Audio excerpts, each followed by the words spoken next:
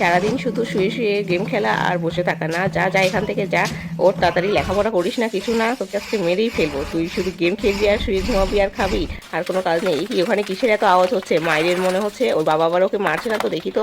এই না, তোমার বাচ্চাকে নাও, নিয়ে এখান থেকে বের হয়ে যা। তোরা শুধু আমাকে জ্বালাস আর জ্বালাস, তোদের আর আমি এখানে রাখতে পারবো না। যা আমার বাসা থেকে এখনই সব বের হয়ে যা। মা চলো আমরা এখান থেকে চলে যাই, বাবা আমাদের মারছে। চল চল টমি, আমরা ব্যাগপত্র গুছিয়ে নিয়ে বাড়ি থেকে চলে যাই, তোর বাবার কাছে আর থাকবো না। উফ, এখন যে কী করবো, এখন কোথায় টাকা পয়সা পাবো, কি করে খাওয়া দাওয়া করব।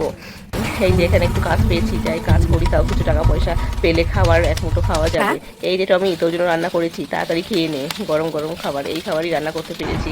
এই নিন স্যার আপনার পাওনা টাকাটা, যেটা ধার নিয়েছিলাম সেটা ফেরত দিয়ে দিলাম। টমি, তোকে কিন্তু ভালো করে মানুষ হতে হবে রে, ভালো করে মন দিয়ে লেখাপড়া কর, আর এনে একটু নাস্তা করে নে। টমি, যা যা, স্কুলে ক্লাস শুরু হয়ে গেছে, তাড়াতাড়ি যা, পড়তে বস, সুন্দর করে পড়ালেখা করবি, তোকে বড় হতে হবে, অনেক মানুষের মতো মানুষ হতে হবে, তবেই না আমার দুঃখ বুঝবে রে। টমি, যা, চলে যা। মা, আমি গ্র্যাজুয়েশন পাস করেছি, দেখো আমি ভালো রেজাল্ট করেছি মা। দেখো আজকে তোমার সব কষ্ট দূর হয়ে যাবে, এখন থেকে আমরা সুখে শান্তিতে থাকবো। এই যে আমি এখন চাকরি বাকরি পেয়েছি, এখন ভালো ইনকাম করছি, এখন আমি আর তুমি অনেক সুখে দিন কাটতে পারবো মা, আর আমাদের কোনো অভাব থাকবে না। আর আমাদের বাবা তো আমাদের দেখতেই পারে না।